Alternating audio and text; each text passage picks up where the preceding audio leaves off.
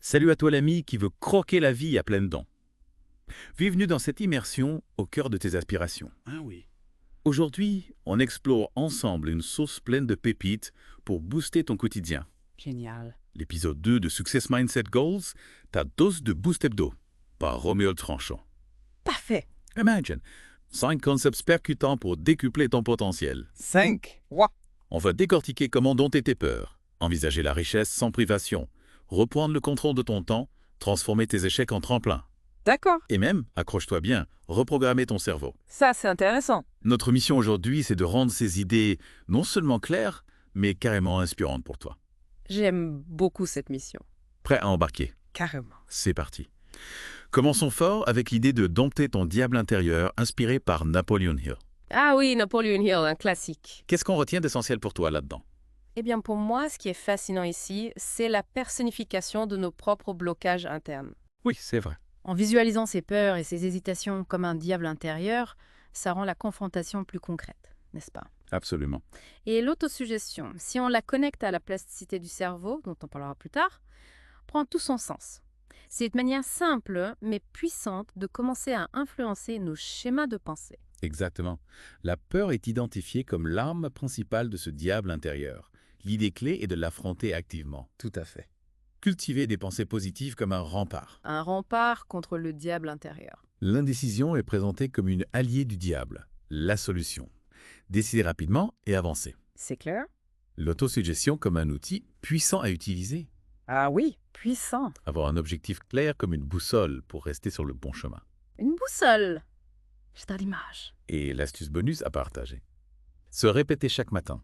Aujourd'hui, je choisis d'être plus fort que mes peurs. Chaque matin. Expliquer que même si ça semble simple, l'intention peut avoir un impact. Oui, l'intention est primordiale. Ensuite, on s'attaque à un sujet qui titille forcément.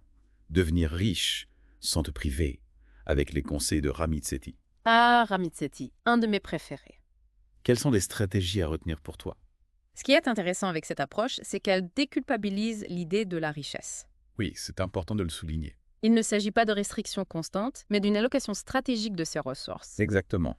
Et l'automatisation, en éliminant la charge mentale des petites décisions financières, Ah oui, oui, libère de l'énergie pour des objectifs plus importants. absolument. L'automatisation des finances comme clé pour une gestion sans effort. Se concentrer sur les gros gains plutôt que de se perdre dans les microéconomies. Les gros gains, c'est la clé. L'importance d'investir tôt et de manière régulière pour laisser le temps travailler. Le temps est notre allié. Ne pas hésiter à négocier, en particulier son salaire.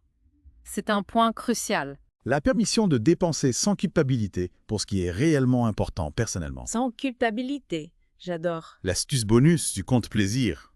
Allouer automatiquement 5% de ses revenus à des dépenses fun. Ah, le compte plaisir. Quelle bonne idée. Passons à la gestion du temps avec la méthode Make Time de Jake Knapp et John Zeratsky. Make time. J'ai entendu parler de cette méthode. Comment reprendre le contrôle de tes journées? Eh bien, l'aspect du focus unique par jour est un excellent antidote à la dispersion de notre attention à l'ère numérique. C'est vrai. Et insister sur l'énergie est fondamental. Oui. Souvent, on se concentre uniquement sur les techniques de gestion du temps, en oubliant que notre capacité à être productif est directement liée à notre bien-être physique et mental. Tout à fait. L'idée de choisir Yo and Focus principal chaque jour. L'importance d'entrer en mode laser pour se concentrer intensément sur ce focus. En mode laser, j'aime bien ça. Le lien crucial entre l'énergie physique et mentale pour une productivité optimale. L'énergie, c'est la base. L'habitude de faire le point chaque soir pour tirer des leçons de sa journée. Une bonne habitude à prendre. L'impératif de devenir le maître de son agenda et non l'inverse. Absolument. Et l'astuce bonus de la Power Hour, consacrer la première heure de la journée à sa tâche prioritaire sans distraction. La Power Hour, ça me parle. Maintenant, un sujet souvent redouté mais ô combien formateur. Fais de tes échecs des tremplins, selon Charles Pépin. Ah, Charles Pépin, un grand penseur. Comment changer ta perspective sur les erreurs? Ce renversement de perspective sur l'échec est crucial. Oui, c'est essentiel. Au lieu de le voir comme une fin en soi, le considérer comme une étape nécessaire sur le chemin de l'apprentissage et de l'innovation est une marque de croissance. C'est bien dit. Et tenir un journal permet de transformer une expérience émotionnelle négative en données objectives pour l'amélioration. Tout à fait. Voir chaque échec comme une leçon inestimable que le succès seul ne peut offrir. L'échec comme un moteur pour développer sa résilience. La résilience, c'est primordial. Le potentiel de l'échec à faire émerger des idées novatrices. Des idées novatrices, c'est ça la beauté de l'échec. La capacité de l'échec à recentrer sur l'essentiel. Se recentrer sur l'essentiel, j'aime beaucoup. L'acceptation de l'échec comme libératrice de créativité. Libératrice de créativité, c'est puissant. L'astuce bonus du journal des échecs pour noter les apprentissages tirés de chaque revers. Un journal des échecs, quelle bonne idée. Enfin, explorons comment reprogrammer ton cerveau pour le succès avec les insights de Joe Dispenza. Ah, Joe Dispenza, un visionnaire. Comment influencer activement ton esprit? La notion de neuroplasticité est révolutionnaire pour comprendre que nous ne sommes pas figés dans nos schémas de pensée. C'est vrai. La méditation et la visualisation sont des techniques concrètes pour activer cette plasticité Oui. et orienter notre cerveau vers les résultats que nous désirons. C'est une approche proactive de la création de notre réalité. Exactement. L'idée est fondamentale que tes pensées façonnent ta réalité, d'où l'importance de les choisir consciemment. Nos pensées créent notre réalité. La neuroplasticité du cerveau, sa capacité à se remodeler tout au long de la vie. Un concept fascinant. La méditation comme un outil de choix pour cette reprogrammation. La méditation, une pratique essentielle. L'importance de ressentir ses objectifs comme déjà atteints pour influencer le présent. Ressentir ses objectifs, c'est la clé. La notion de changement quantique et la croyance en sa possibilité. Le changement quantique. J'adore. L'astuce bonus de commencer la journée par 5 minutes de visualisation positive de sa journée idéale. 5 minutes de visualisation positive. C'est un excellent début de journée. Romuald Tranchotte te lance un défi concret pour cette semaine. Choisir 2 de ces concepts et les appliquer pendant 7 jours. 7 jours. C'est un bon défi. Les exemples donnés sont identifier et affronter une peur, automatiser une épargne, même petite. D'accord. Choisir un focus et travailler dessus pendant au moins 1 heure sans distraction, transformer un échec récent en apprentissage. C'est clair. Et méditer 10 minutes en visualisant ses objectifs atteints. 10 minutes de méditation, c'est un bon début. L'invitation est de noter tes progrès et les changements observés. Noter ses progrès, c'est une excellente idée.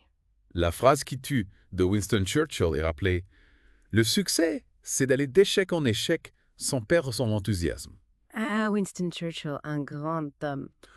Une belle manière de boucler la boucle avec notre discussion sur les échecs. C'est vrai. Enfin, la recommandation des lectures est Rompre avec soi-même de Joe Dispenza. Un livre que je recommande vivement. Présenté comme un livre qui peut transformer ta vision de ta vie et ton potentiel. Absolument. Voilà, tu as maintenant une vision claire de ces 5 concepts pour booster ton success mindset. C'est clair.